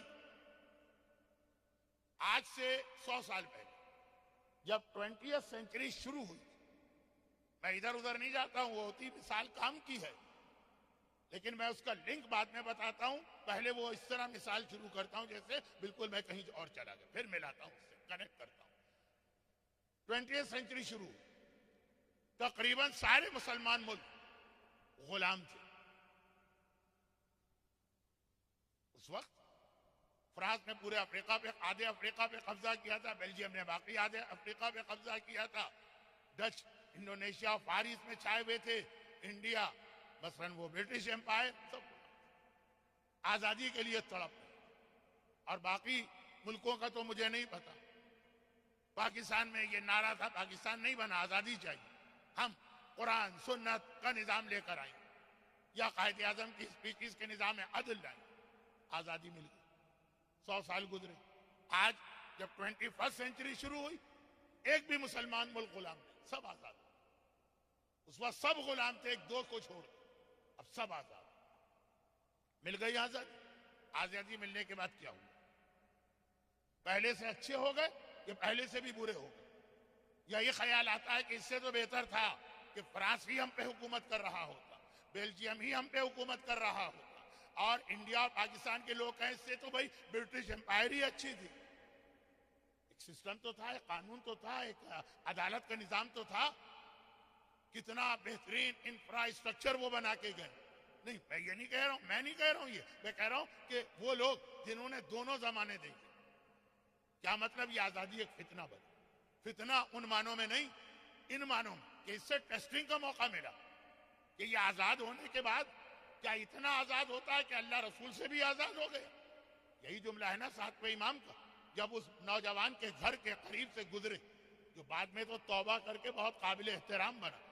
مغرب کا وقت، بغداد شہر عروس البلاد، دنیا کا سب سے مالدار شہر، جہاں مال آتا ہے وہاں گانا آتا ہے، جہاں مال آتا ہے وہاں بے حجابی آتی ہے، جہاں مال آتا ہے وہاں ڈانس آتا ہے، جہاں مال آتا ہے وہاں مکس گیدرنگ آتی ہے، جہاں مال آتا ہے وہاں خدا کے قوانین کا مذاق اڑایا جاتا ہے. تو اس وقت بغداد مالدار ترین شہر. کیا آج نیو یارک اور پیرس اور ٹوکیو کی حالت ہوگی جو اس وقت بغداد تھا؟ چنانچہ وہ ساری خرابیاں بھی آ گئی. اور امام مغرب کے وقت اس کے گھر کے قریب سے گزر رہے ہیں، مسجد سے اذان کی آواز، کسی کام سے گھر کی کنیز یا غلام باہر نکلا اور گانے کی آوازیں باہر آنے لگی، اور وہ جو ڈانسنگ گرل ہیں ان کے ڈانس کرنے کی آوازیں باہر آنے لگی، اور شرابیوں کے قہقہوں کی آواز باہر آنے لگی. پب کے باہر سے گزرے، پب کا دروازہ کھلے تو اگر کینیڈا جیسے سردی کا ماحول نہ ہو تو بہت ساری اندر کی آوازیں اور قہقہے وہ سب باہر آتے ہیں. لیکن امام نے یہ منظر دیکھا، ادھر اللہ اکبر حی علی الصلاۃ، ادھر گانا، ادھر شراب، ادھر ڈانس، ادھر مکس گیدرنگ. کنیز سے پوچھا یہ کس کا گھر؟ کہا کہ تمہیں نہیں پتا، یہ بغداد کا جو سب سے مالدار آدمی، اس زمانے میں اسے پوسٹ دی جاتی تھی رئیس التجار. میں نے کسی سے کہا کہ اس کا انگریزی ترجمہ، اس نے کہا president of chamber of commerce. خیر میں مطمئن تو نہیں ہوں لیکن لفظ بتا دیا تو استعمال کر رہا ہوں. سب سے پیسے والا آدمی، سب سے بڑا آدمی، جس کے ہاتھ میں اکنومی ہے بغداد، اس کا ہے یہ گھر، تمہیں نہیں پتا؟ امام نے کہا کہ یہ بتا تیرا آقا غلام ہے کہ آزاد؟ اب تو عجیب حالت میں کہہ رہی ہوں، وہ بغداد کا سب سے مالدار آدمی ہے، سینکڑوں کنیزیں اور غلامیں اس کے ہوں گے، اور تو پوچھ رہا ہے وہ غلام ہے کہ آزاد؟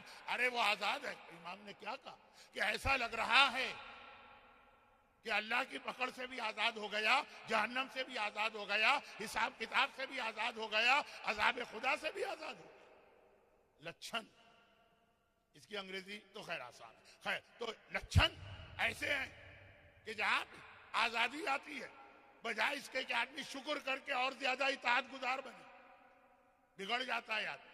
ملکوں کی آزادی ہمارے سامنے. جب تک ہم غلام تھے، ہماری مسجد کے سامنے اگر کوئی غیر مسلم بھی باجا بجا دیتا تھا تو لوگ جانیں قربان کر کے شہید ہو جاتے تھے مسجد کی حرمت. آج کراچی کی کسی مسجد کے قریب چلے جائیے، شیعہ علاقے میں تو شیعہ گھروں سے گانے کی آواز عین وقت اذان آئی، اور غیر شیعہ ہے تو وہاں بھی یہی حالت. تو بعض بزرگ، یہ میرا جملہ نہیں ہے نہ میرا نظریہ، بعض بزرگ کہتے ہیں اس سے وہ زمانہ اچھا. عورتیں، یہ جو 2-3-4 میں نے مثالیں دی، یہ بتانے کے لیے کہ یہ مثالیں بتا رہی کہ آخری زمانہ اسے کہیں گے جب عورت آزاد ہو جائے، مرد کی غلامی سے آزاد. ہمارے مردوں نے بھی بہت قید کر کے رکھا تھا عورتوں. اب ہوتا یہ ہے کہ 10% بہت شریف اور نیک اور دیندار عورتیں، وہ والنٹیئرلی اپنے آپ کو غلامی میں دیے ہوئے ہیں کہ اللہ رسول خوش ہوں. یہ حدیثیں سن کے جو مرد، جو یہ اچھی اور نیک عورتیں، ان پہ اور ظلم بڑھا دیں. میں پیغام 90% کو دے رہا ہوں، نہ وہ سنیں گی نہ ان کے گھر والے. متاثر بیچاری ہے 10% جو پہلے ہی ویسے ہی. تو ان سے میں معذرت کے ساتھ ایک عام بات کہہ رہا ہوں. کہا کہ جب عورتیں یعنی اپنی سواری خود چلائیں، کیا مطلب؟ آزاد مرد کی اس کی ضرورت نہیں، اتنا اس میں کانفیڈنس آ جائے. آخری ایسا زمانہ ہوگا. یا یہ ممبر پہ جائے گی، ممبر پہ جانا کھیل نہیں ہے، ہر آدمی نہیں جا سکتا. وہ لیڈ کر رہا ہے اپنی قوم کو، وہ میسج دے رہا ہے اپنی قوم کو. تو وہ ایسا ہونا چاہیے کہ ایک ایگزامپل، ایک ماڈل بنے. عورتیں ممبر پہ جائیں گی اس کا مطلب یہ نہیں کہ ممبر پہ جانا حرام. عورتیں سواری چلائیں گی اس کا مطلب یہ نہیں ہے کہ سواری چلانا حرام. کون سی حدیث میں لکھا؟ کسی میں نہیں. کہا یہ فتنہ بنے گا، فساد والا نہیں، آزمائش والا، کہ یہ عورت اتنی آزاد ہوگی کہ اب اس پہ اس کے گھر والوں کا کنٹرول نہ رہا. اس کے بعد کیا اس کا دماغ خراب ہو گیا؟ کیا آزاد ہونے کے بعد بالکل بگڑ گئی؟ کیا اپنی آزادی سے ناجائز فائدہ اٹھا رہی؟ کہ آزاد ہونے کے باوجود حکم خدا کی پابند رہی؟ یہ فتنہ یعنی آزمائش ہے، یعنی امتحان ہے، یعنی ٹیسٹ ہے اس عورت کا. تو جتنی بھی یہ حدیثیں کہا کہ اس میں عربی لفظ کے عربی معنی ذہن میں رکھو. اور بہت ساری اب آخری زمانے کے فتنے تو کوئی حد ہے اس کی. ہر چیز آخری زمانے میں ایک فتنہ بنے گی. لیکن مومن کو یہ ایک ذمہ داری دی. وہ کیا؟ وہ یہ ہے کہ جب یہ ساری حدیثیں آ گئی، ساری حدیثیں، تو اب آپ بتائیے کہ آپ مجھ جیسے جاہل و کم علم رکھنے والے سے بھی ایک سوال ضرور کرتے ہیں یہ حدیثیں سننے کے بعد. تو کیا ان راویوں نے جو اس وقت حدیثیں سن رہے وہ سوال امام سے نہیں کیا ہوگا؟ کیا سوال آپ کرتے ہیں؟ مولانا آپ بہت ہی بھیانک تصویر کھینچ رہے ہیں، بہت ہی ڈارک سائڈ دکھا رہے ہیں مسئلے، اتنا آپ ڈرا رہے ہیں. یہ روایت وہ روایت، آخر زمانہ، بھوک، جوان بیٹی کو بیچ دینا، کھانے کو کچھ نہ ملے، یہ ماحول وہ ماحول. تو اس سے بچنے کا بھی کوئی طریقہ؟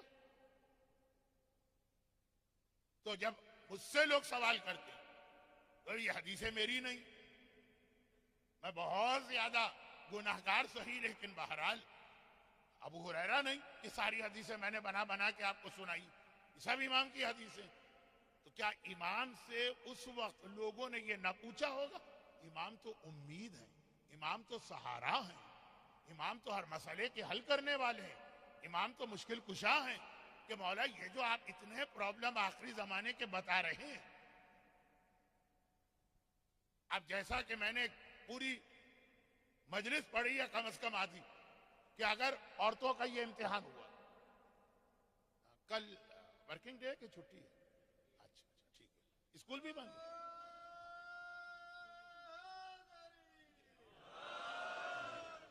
اچھا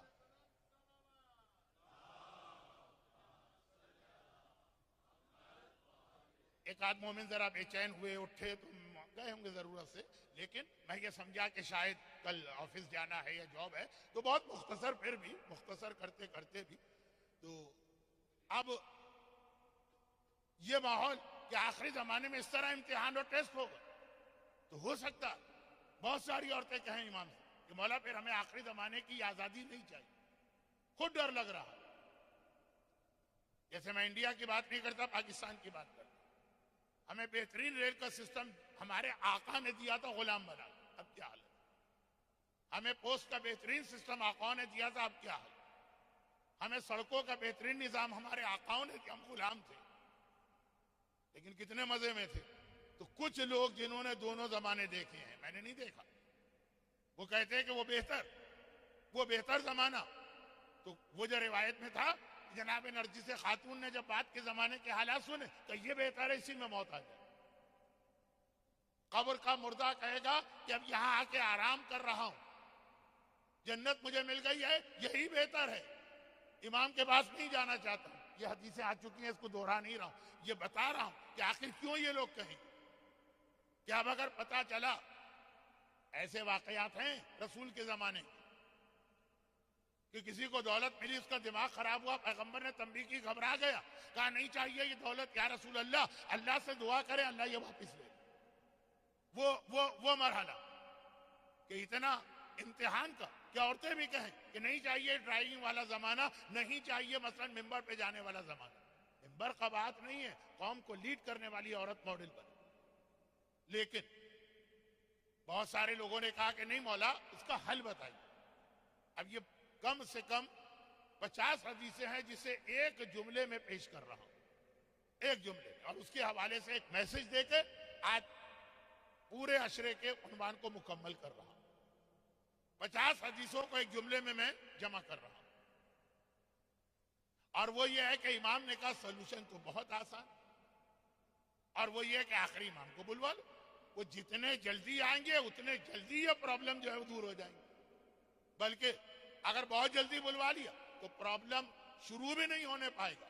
اور امام آگے بھائی بجائے اس کے کہ 1/3 دنیا بھوک سے مرے پھر ہم امام کو بلائیں، تو یہ بھوک کا امتحان شروع ہونے سے پہلے ہی امام کو بلا لو، بجائے اس کے کہ مسجد کوفہ کے صحن میں گھٹنوں گھٹنوں خون ہو پھر ہم گڑ گڑا کے اللہ سے کہیں کہ آخری حجت کو بھیج دے، بھائی اس سے پہلے ہی بلا لو۔ جتنا جلدی امام کو بلاؤ گے اتنے امتحان تمہارے کم ہوں گے، اور بہت سے تو ہوں گے ہی نہیں۔ اچھا اب ایک بلا لو امام، پھر موضوع بنا بات کے ڈسکشن کا، مولا امام ہمارے بلانے سے آئیں گے کہ اللہ کے کہنے سے آئیں گے؟ کہا تمہارے بلانے سے آئیں گے۔ ہاں اگر سارے مومن مل کے یہ کہہ دیں کہ اچھا ہمارے بلانے سے آئیں گے، ہمیں تو نہیں چاہیے ابھی امام، ہم بلائیں گے، پورا ایک ریزولوشن پاس ہو جائے دنیا بھر کے صاحبان ایمان میں کہ بھئی ابھی تو ہمیں اپنے عیش و آرام نہیں چھوڑنا، ابھی تو ہمیں یہ حرام غذا ہی کے مزے، ابھی تو ہمیں یہ حرام میوزک کے ہی مزے۔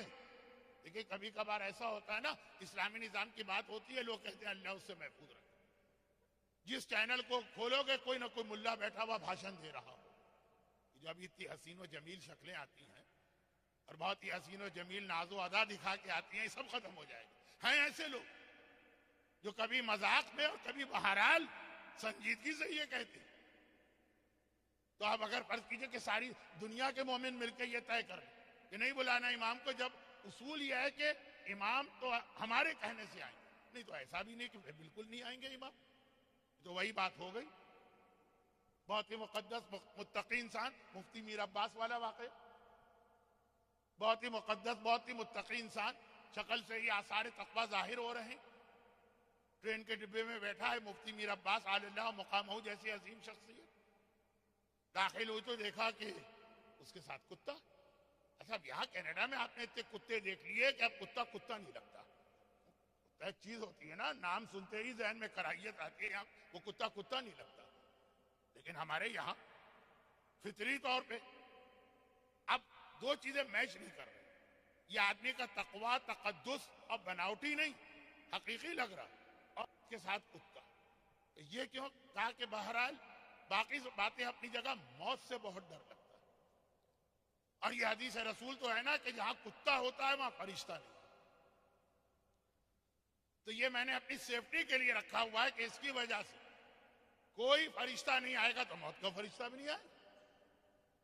لیکن مفتی صاحب نے کہا کہ پھر یہ کتے کی تو روح قبض کرنے کوئی آئے گا نا، ساتھ میں آپ کا بھی کام تمام کر دے گا، تو خلاصہ یہ کہ اگر سب طے کر رہے ہیں ہمیں بلانے نہیں امام کو، بند کر دو آج سے، تو ایسا نہیں کہ آئیں گے پھر آئیں گے ان نشانیوں کے بعد جو اللہ نے بتائی، لیکن اگر صاحبان ایمان سنجیدہ ہو جائیں کہ امام کو بلانا ہی بلانا ہے تو امام ان ساری نشانیوں سے پہلے آ جائے، ساری نشانیوں سے پہلے، یہاں تک کہ فرض کیجئے میں نے کہا یقینی نشانی ہے بھوک، ایک دن کی بھوک ہو وہ ختم معاملہ، لیکن وہ بھی نہیں ہوگی، جب یہ ایک جملہ کہ یقینی بھی کا اور نہیں ہوگی، مومن اگر سیریس ہو، اچھا آپ کہیں گے ہم تو بہت سیریس، ہمارا کون سا اجتماع ایسا ہے جہاں دعائے ظہور نہ ہو، ہماری کون سی نماز ایسی ہے جہاں دعائے ظہور نہ ہو، ہماری کون سی مجلس ایسی ہے جہاں امام کے ظہور کی دعا نہ ہو، یہ نہیں ہے امام کو بلانا، امام کو بلانا ہوتا ہے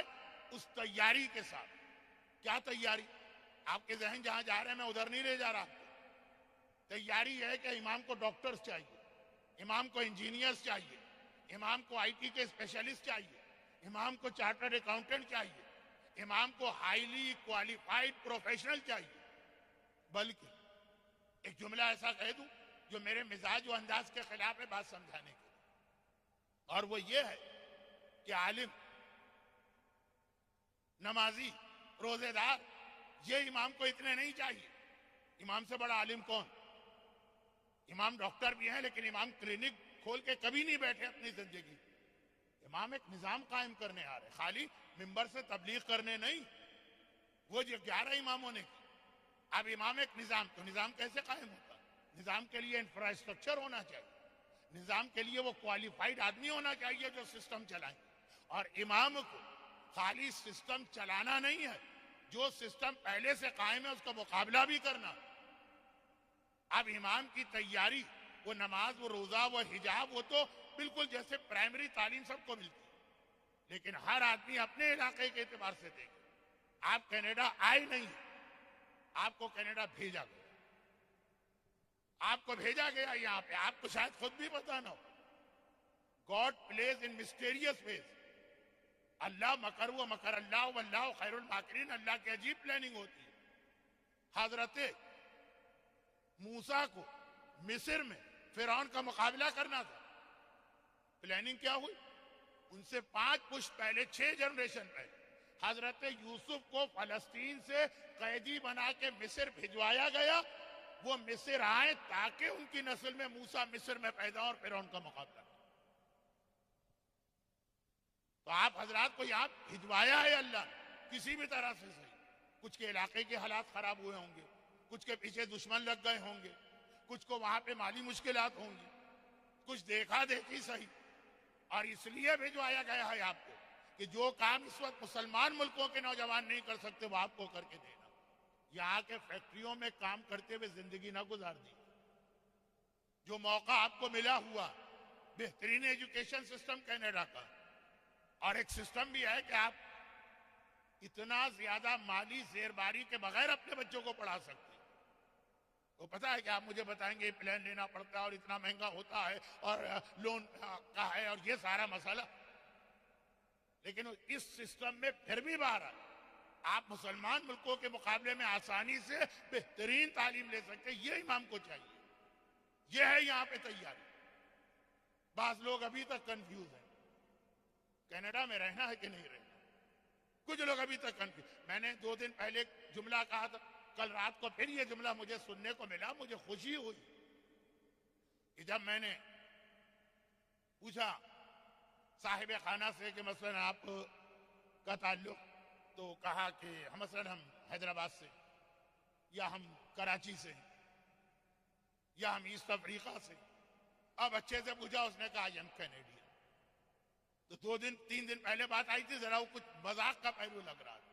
نہیں, یہ خوشی کی بات ہے کہ آپ کے بچے ایک فیصلہ کیے ہوئے ہیں.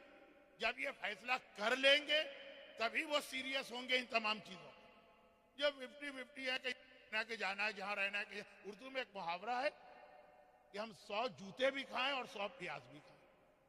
محاورے کی تفصیل بھی آپ کو پتا کہ جی وہ ایک کسان کے یہاں پیاز بہت قیمتی چیز مانی جاتی تھی, اس کے ہاں بڑی اچھی پیاز ہوئی تو وہ 100 پیاز لے کے بادشاہ کو تحفہ دینے آئے. اب بادشاہ کے سامنے پیاز لا کے رکھ دی, آپ کے لیے تحفہ لایا. اتنا غصہ آیا بادشاہ کو, کہا یہ تم کھاؤ ورنہ جوتے پڑیں گے, یا یہ پیاز کھاؤ یا جوتے کھاؤ. کہا کہ جوتے تو ذرا کھوپڑی پلی ہو جاتی ہے, بھیجا ہل جاتا ہے, پیاز کھاؤ. کتنی پیاز ایک وقت میں کھا سکتا ہے؟ 5 پیاز کھائے, آنکھوں سے آنسو, زبان سے سوسو. کہا نہیں, پھر وہ تو جوتے مارو. اب 5 جوتے پڑے تو اب دماغ ہل کر رہ گیا, نہیں میں پیاز ہی کھاؤں گا. معلوم ہوا 5 پیاز 5 جوتے, 5 پیاز 5 جوتے, آخر میں 100 پیاز بھی کھانا پڑی اور 100 جوتے بھی کھانا پڑی. یہ بھی اور وہ بھی نہیں, ایک طے شدہ فیصلہ کہ بھائی یہاں آ گئے ہیں تو یہاں رہیں گے, لیکن ماحول بہت خراب. تو آپ رہیں گے, اگر یہ خیال کریں اپنے فائدے کے لیے تو خراب ماحول. یہاں رہیں گے امام کے لیے, یہاں رہیں گے خدمت امام کے لیے, یہاں رہیں گے امام کے لیے پہلے سے میدان ہموار کرنے کے لیے. وہ میدان ہموار کرنا یہ نہیں ہے کہ آپ سڑکوں پہ کھڑے ہو کے فلائر تقسیم کرتے پھرے ان غیر مسلموں کو جن کے پاس امامت کا تصور نہیں. میدان ہموار کرنا یہ ہے کہ اپنے بچوں کو بہترین پروفیشنل دنیاوی تعلیم دلوائیے. امام کو ان کی ضرورت. یہ پورا اس کے اوپر ایک اشرہ ہو سکتا ہے. میں نے خمسہ تو پڑھا ہے لیکن آج وقت بہت گزر گیا. یہ ہے امام کی تیاری. اور پھر امام کو بلائے تو حق رکھتے ہیں کہ امام سے فریاد کریں کہ مولا اب آپ کیوں نہیں آ رہے. تیاری کوئی بھی نہیں. یہاں آ کے بھی میں نے بھائی کینیڈا کو بہت زیادہ نہیں جانتا, انگلینڈ کو بہت زیادہ جانتا ہوں. ان امپلائمنٹ بینیفٹ ملتا ہے, ڈول کہتے ہیں وہاں پہ, ڈول ملتا ہے, نسلیں ہماری ناکارہ ہو گئی. اس سے بہتر تو پاکستان انڈیا کے مومنین. باپ نے زندگی گزارتی فیکٹری میں کام کرتے ہوئے, انگلینڈ میں تو لیبر کلاس شروع میں گئی, اور بچوں نے گزارتی زندگی اسی ڈول کے اوپر گزارا کرتی. جس کے لیے, جس مقصد کے لیے اللہ نے ان کو وہاں بھجوایا. اب امید آپ لوگ تو 2 کشتیوں میں پیر نہ رکھیے. آپ تو وہاں سے آئے ہیں تو وہ اثرات ہیں, لیکن بچہ اگر کہتا ہے فخر سے آئی ہم کینیڈین, تو اسے کہنا چاہیے اور پھر اس کے اعتبار سے یہاں کے نظام کو استعمال کر کے اپنے امام کی تیاری کرے. ورنہ اینٹی کلائمیکس تو ایسا ہوتا ہے جیسے کوفے والوں نے کیا. وہ بھی ہم سے کم نہیں تھے امام کو بلانے. کتنے جوش و جذبے کے ساتھ بلایا. مثلا ہم عریضہ بھیجتے ہیں 15 شعبان کو, کوفے والوں نے خط اتنے بھیجے کہ بوریاں بھر گئی. وہ عریضہ تھا اس زمانے کا. آج امام ہماری آنکھوں سے غائب ہے تو ہم دریا میں ڈالتے ہیں. امام سامنے ہو تو ہم بھی اس طرح امام کو ہینڈ اوور کریں گے اپنا عریضہ, لیکن بغیر کسی تیاری. نتیجہ یہ نکلا کہ جو لوگ کل کے مصائب کے جملے سے آج ایک جملے کا ربط دے کے پھر آج رات کے مخصوص مصائب پہ جا رہا ہوں. آج رات کے مخصوص مصائب کیا ہیں؟ زیادہ تر علماء نے لکھا کہ آج یہ شب 13, شب 13 دفن شہداء ہوا. زیادہ تر نے لکھا کہ آج کی تاریخ 13 محرم شہداء کا دفن. یہ آج کے مسائل. 11 کو قافلہ گیا کٹے ہوئے سروں کے ساتھ. اس میں بھی ایک اختلاف. بعض مقابل میں ہے کہ آقا حسین کا کٹا سر عاشور کی رات شام غریب آئی, کوفے کی جانب بھجوا دیا.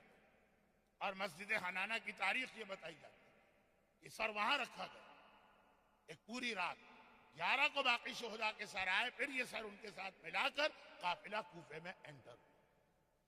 تو وہ سر کے حوالے سے تو ایک اختلاف ہے لیکن بہرحال کل کا جو ایک جملہ تھا اسی کو آگے بڑھا کر آج رات کے مصائب پہ آتا ہوں.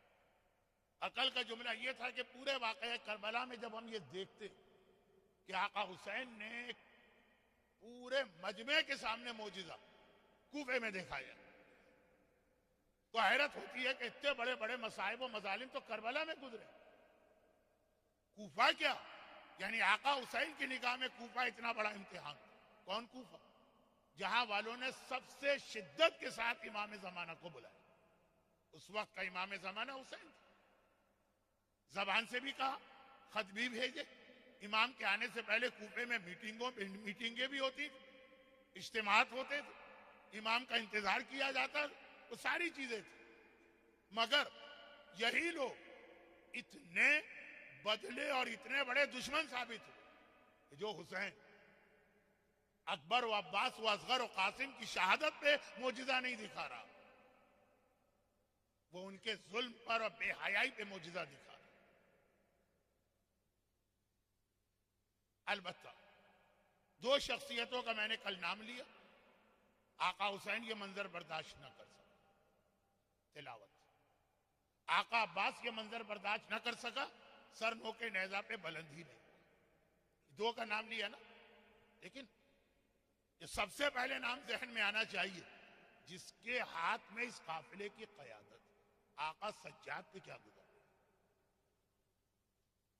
یقیناً امام تو شہادت کے بعد بھی دنیا میں رہتا, وہ کٹا ہوا سر, لیکن آقا سجاد تو پورے جیتے جاگتے وجود کے ساتھ اس قافلے کے آگے چل رہے ہیں جس کا منظر نہ حسین سے برداشت ہو رہا ہے نہ عباس سے برداشت ہو رہا ہے.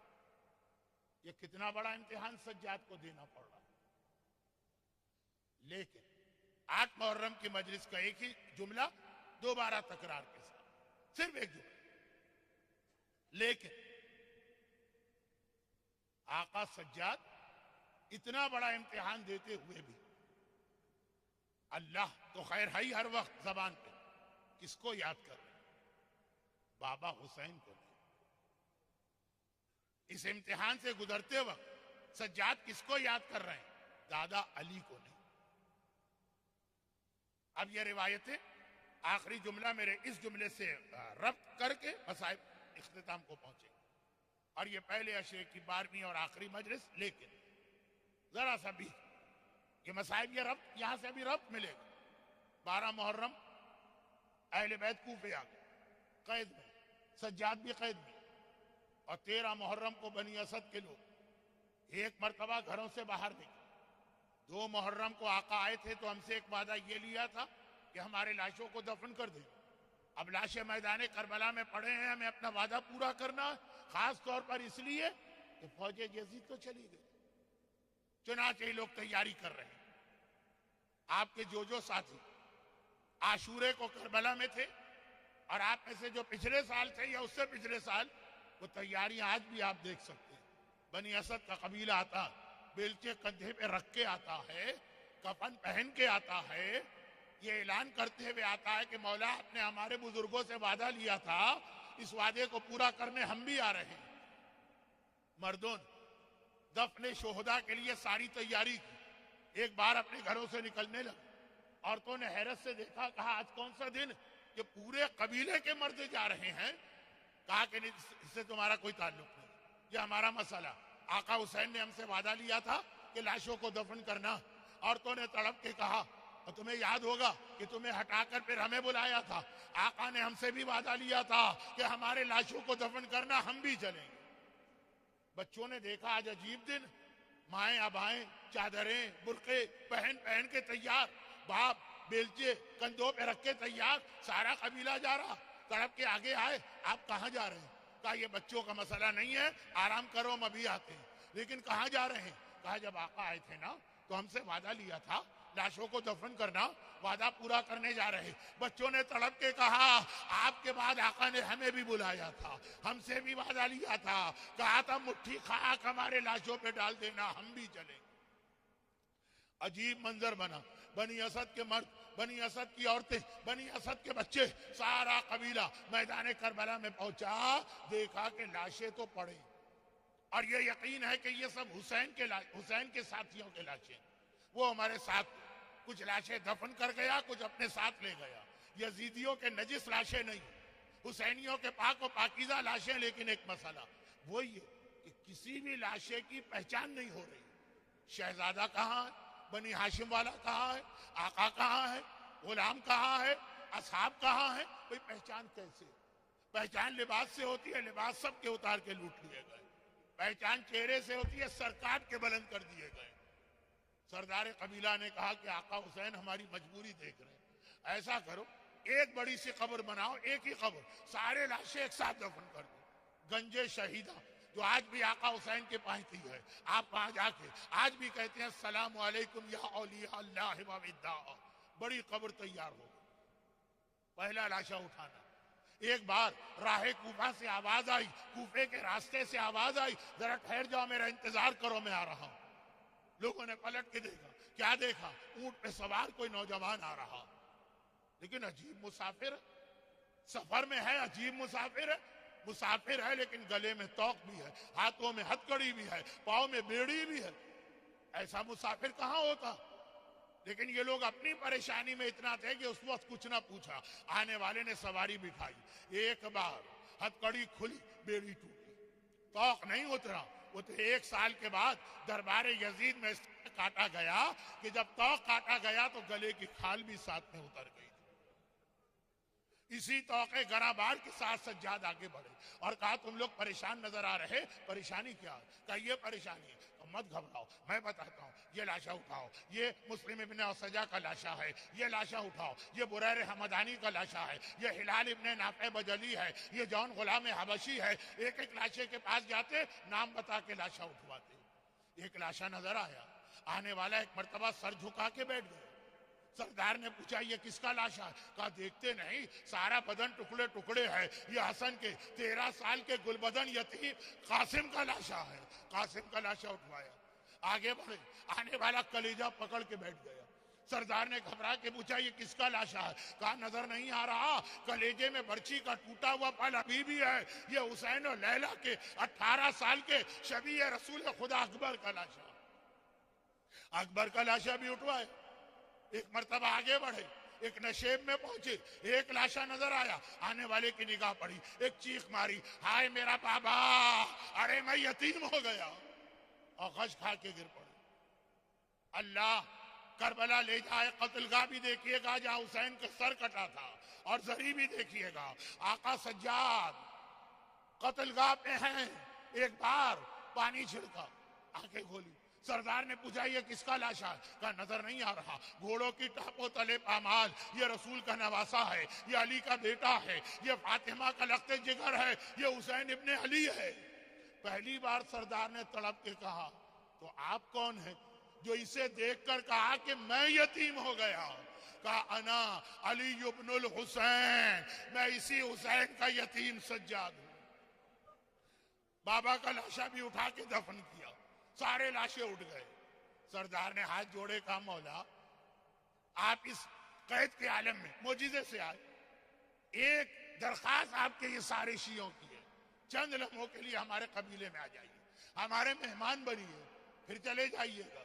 سجاد نے کہا یہ کیا کہہ رہا، کیا اپنا وعدہ پورا نہیں کرے گا؟ تو مولا وعدہ پورا ہو گیا، لاشیں سارے دفن ہو گئے. کہا سارے لاشیں دفن نہیں ہوئے، ابھی ایک لاشا باقی ہے. سردار نے میدان کو دیکھا، مولا یہاں کوئی لاشا نہیں. کہا وہ یہاں نہیں ملے گا، وہ فرات کے کنارے ملے گا. سردار تڑپ کے کہتا وہ کس کا لاشا ہے؟ کہا وہ میرا چچا علمدار کربلا عباس علمدار کا لاشا ہے. فرات کے کنارے بھتیجا گیا. عباس کا لاشا اٹھائے جانے کے قابل بھی نہ تھا. ایک حسین، ایک چٹائی منگوائی، بھتیجے نے چچا کا جسم جمع کیا، اپنے ہاتھوں میں چٹائی لے کے قبر میں اترے. ایک بار باہر آئے، سارے قبیلے سے کہا تم سب دور دور چلے جاؤ، خبردار کوئی میرے قریب نہ آئے، جب تک کہ میں خود سے باہر نہ آؤں کوئی قبر کے قریب نہ آئے. بازار کوفہ کے مصائب میں جو جملہ چھوڑا وہ یہاں مل رہا. ایک بار یہ کہہ کہ دوبارہ قبر میں گئے, دیر ہو گئی, تاخیر ہو رہی ہے. ایک راوی کہتا ہے کہ میں گھبرا گیا, خدا کرے میرا مولا خیریت سے ہو, اتنی دیر. میں چپکے سے قریب آیا, قبر میں جھانک کے دیکھا, ایک عجیب منظر دیکھا. عباس کے سینے پر سر رکھے ہوئے امام زمانہ, امام وقت سجاد لیٹا, چچا کے سینے پہ سر رکھ کے بھتیجا لیٹا ہے, اور ایک ہی جملہ کہہ رہا, اے میرے غیور چچا آپ یہاں آرام کر رہے, اے میرے غیرت مند چچا, اور آپ کی بہنیں زینب کلثوم ننگے سار بازاروں درباروں اور نامحرموں میں جا رہی ہے. ہائے میرا چچا نہ رہا تو میرا گھرانہ اس طرح اسیر و قیدی بنا. خدا بندہ میرے مظلوم آقا سید الساجدین کے صبر و امتحان کا واسطہ, اور خدا بندہ اس باب الحوائج عباس علمدار کا واسطہ جسے سجاد امام زمانہ بھی پکار رہا ہے. آج کی مجلس میں جو مومنین اور مومنات ہیں, ان کو اور ان کے گھروں کو اور گھر والوں کو ہر آفت و پریشانی سے محفوظ فرما, انہیں ان کی تمام حاجتیں باب المراد کے وسیلے سے پوری فرما. دنیا بھر کے مظلوم شیعان حیدر کرار کی حفاظت فرما. خدا بندہ ہمارے تمام مرحومین کی مغفرت فرما. ہمیں اسی طرح مرتے دم قیام قیامت جنت میں بھی حسین کی سفیدہ پہ بیٹھ کے گری اور ماتم کا موقع عطا فرما, اور ان مظالم کے انتقام کے لیے امام زمانہ کے ظہور میں تعجیل فرما, اور غیبت امام میں اپنی ساری ذمہ داریاں اور بعد ظہور امام کی فوج کا سپاہی بننے کی توفیق عطا فرما. ماتم حسین